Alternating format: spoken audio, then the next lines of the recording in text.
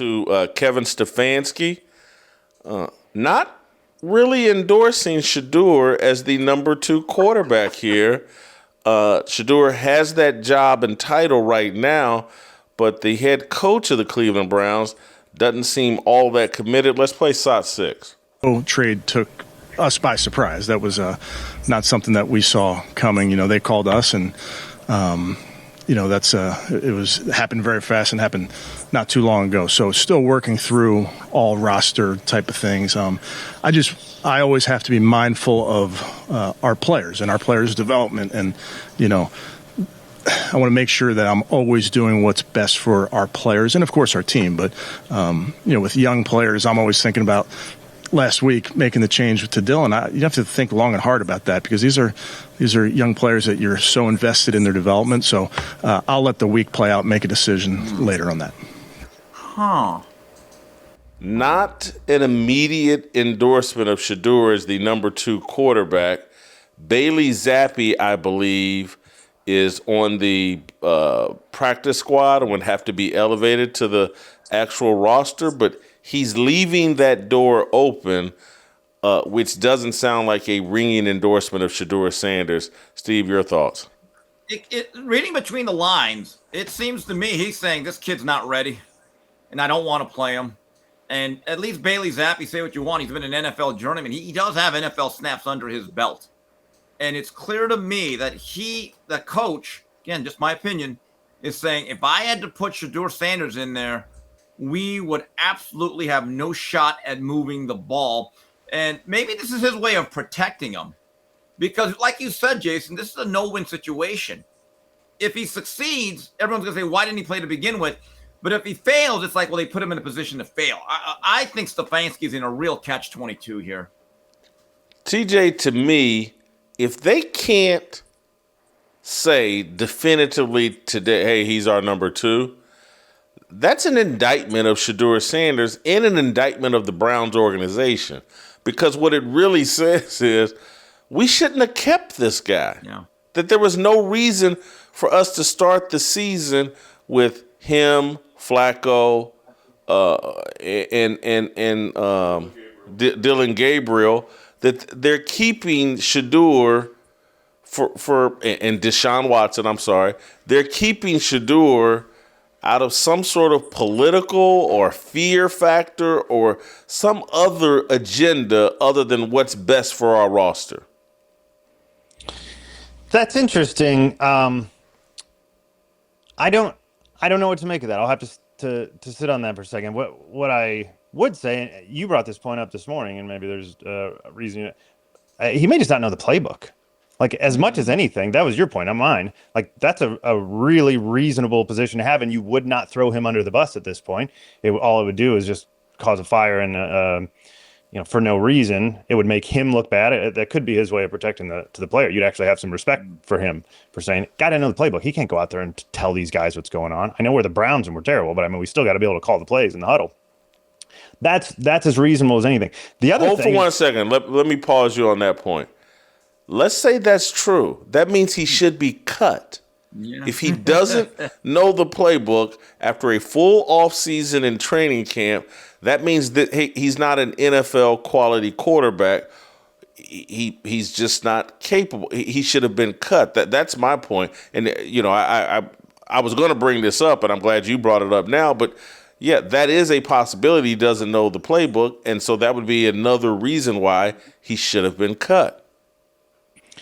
I agree with that. If by now, not he should have been cut. Probably it would be that he should be cut now, because you may say, look, he's close, he's not ready yet. But then you go into the season and it's week 6 and he still doesn't know it. That's a totally different thing. Now the hard thing is you're not really during the season. You're not really running your own plays. He's running scout team. He's a third quarterback, and so I get that you got the practice squad quarterback, but really, Bailey Zappi.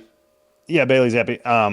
But he's running the pass squad too, and so is quarterback number 2, right? They're all running practice squad stuff, and they've got 2 or 3 different guys. They're not getting QB1 reps, and so he's not been learning the playbook. That is the first part. He should be cut now if he doesn't know it by now. I agree with that. But it is possible, and it's something I complain about, so I don't want to be hypocritical about it. it is possible that they said, look, we can't cut this guy today because it's possible that he's got a decent future, actually, that he was maybe a second or third round talent that slipped to the fifth round. And if we, put him through practice, put him through waivers on practice squad, we might lose him. So we have to keep him as a third quarterback. And so they did. They kept him on the roster, perhaps foolishly. And and what I say and make the case regularly, almost no rookie should be playing quarterback in the NFL. They have no idea what they're doing. It doesn't work. The guys who do really well, we see this regularly. Jordan Love would not be having the career that he's having right now had he been required to step in day one. He had to sit and learn what it looks like to be an NFL player. Even on practice squad, you have to go up against NFL talent. And you have to figure out the timing of the throws, and you have to run somebody else's plays. Every week, you're learning a new version of a playbook, somebody else's plays to go run. That's all really good stuff. It's very important. And to expect to be coming from college to the NFL and be the the commander of the offense, I don't think it's a realistic expectation. Even Peyton Manning, how many interceptions? He threw 18 interceptions or something his rookie year. 28. Thank you, Steve. It was a disaster. You know who's sad? The best quarterback in the league right now.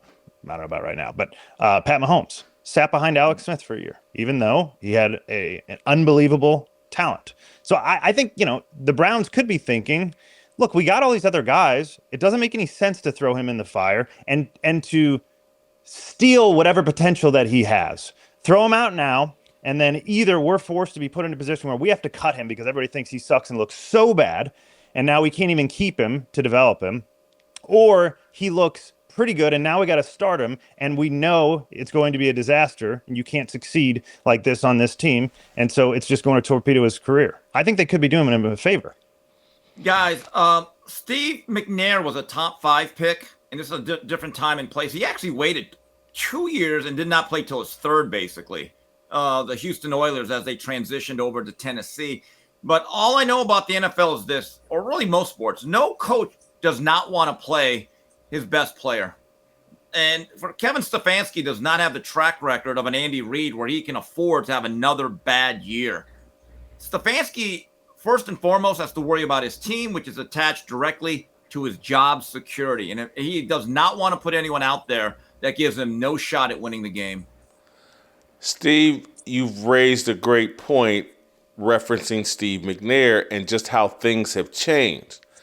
No one was out there calling the franchise racist for making Steve McNair wait and learn and helping him develop.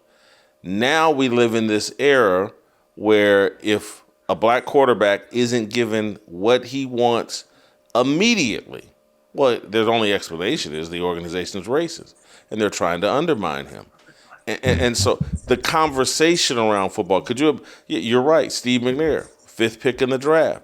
The Oilers or Titans or whatever they were, I think they were the Oilers when they drafted him, right? The Oilers, first 2 years. Yeah, when they drafted him, didn't feel that they could actually develop. They could be like, hey, man, we really like this Steve McNair guy, but we want to develop him for a year or two. Now everybody hears that as racism. It's all blame it on social media, blame it on whatever, but there's a pressure to play these guys instantly. And so it's hard for me with Shedeur's behavior, what we saw in the preseason, in that last preseason game he played where he just ran backwards and, was inaccurate and just terrible. And then his behavior, the way he's trolled Dylan Gabriel, in my opinion, and with the whole I'm not commenting deal. Everything about him says immature, spoiled, not ready, petulant. He must, in order for them to be holding on to him with the thought of, in a year or two, he's got so much talent, we can get something. I've lost belief and faith in that. There's someone, and I can't be for sure whether it's what's the black team president's name? Andrew Berry? Brown team president? Andrew Berry. Andrew Berry, right? Yes. Yeah. Andrew Berry or the owner. One of these guys has a lot invested in Shedeur Sanders. Well, I thought from the beginning that the fingerprints of Jimmy Haslam were all over this. I know, Jason, me and you disagree, but when Andrew Berry is seen in that war room, just his body language, that did not seem like a guy who wanted to draft him in round 5. Here's where I'll agree with you now, Steve. For them to be holding on to him right now, given everything we've seen, that's got to be the owner more than the general manager. Yeah. TJ, you, no, yes? Oh, I agree with Steve from the jump, I think. Remember, I told you the story, and it was a verified story later on, and perhaps overstated, but it may have been Dan Wetzel. I can't remember who reported it, but that Haslam listened to a homeless guy, and that's why he drafted Johnny Manziel. I'm saying this is a weird owner. He does weird things. That's a verified story. Go look it up. You will see it. So if he wants Shedeur Sanders and he wants to be best friends with Dion, is it totally out of the realm of possibility that he would be saying, no, we're keeping him, and we're keeping him as our third stringer until I say so, and then we're going to play him when I say so? Yeah, that sounds totally reasonable. Don't miss a second of Fearless. Hit that like button and subscribe to keep up with our latest content.